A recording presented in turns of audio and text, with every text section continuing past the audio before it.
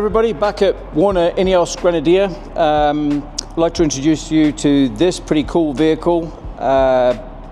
It is a 2008 Mercedes G-Wagon, the W463. All Mercedes have a W code for different models, the W123, 124, and so on and so forth. This is what people regard, depending on the market you're watching this from, the second generation. So it's a little bit more rounded off than the original one. And I say the original one, that came out in 1979, so it's been around for a while. It's also badged in different markets as a push version, or a stay push, which is connected to the company that engineered this vehicle. The other thing about this, broadly speaking, is it was originally a utilitarian vehicle.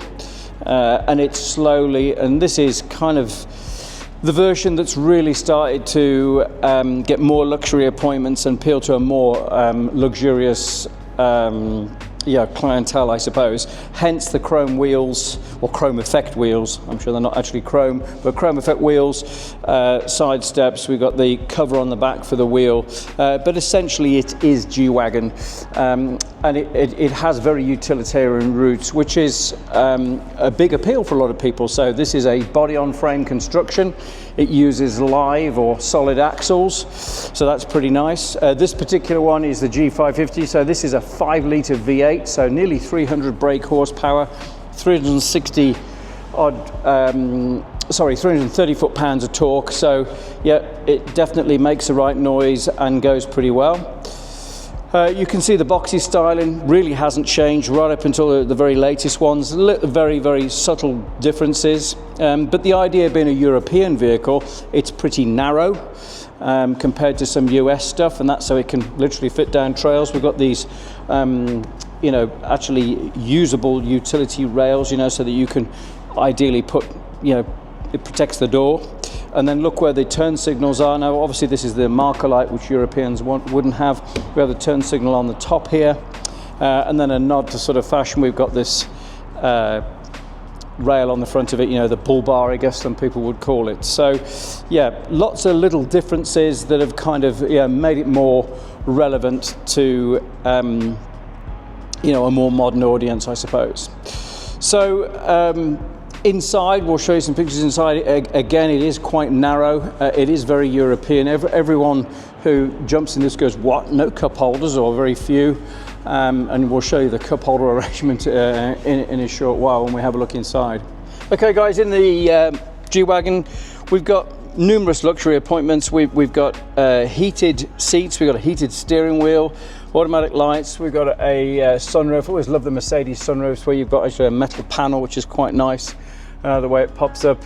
Obviously leather seats. What I was mentioning about the cup holders, this wasn't originally designed for cup holders, so we have a detachable cup holder here, and then we have what looks like a basketball hoop here, which is kind of handy, and that kind of folds out there, but there's no other cup holders. It does have two in the back actually behind this console. Thing that really dominates this here in the middle of the dashboard is the differential locks. So this has it's permanently four-wheel drive, so it drives all four wheels all the time. We can lock the center differential. That gives us a 50-50 split of the torque to the front and rear of the vehicle. We can then lock the rear differential, and then we can lock the front differential if we really want to. So the off-road ability of this vehicle is pretty outstanding, to be honest. No matter which version. Obviously tires would probably need to change if we took it off-road, or would certainly help. So yeah, there's lots of differences in here between the later ones and obviously the very early ones, but yeah, this is kind of in between, I would say. So in the back, guys, you can see the benefit of a square vehicle, and everybody loves a square vehicle, with pretty much right angles, but there is an absolute utilitarian reason for having a vehicle full of right angles, is that simply you can fit stuff in, and we've got some nice square corners here. This is a utility vehicle. vehicle. And again, used by numerous militaries throughout the world. I think the French military have their own version of this with a Peugeot diesel engine, and they definitely do stuff with it. I think the Austrian and German army use these as well, and they need the utility of the space. There is, for those of you that know, I mean, that there is a two-door version, there's a soft-top version, you know, and this, of course, came out in 1979, so it was primarily designed as a utility vehicle, and that really shows here with this space. And again, I guess what dates it here is the lovely CD changer where you put your compact discs in the back there. But yeah, a very nice space to use.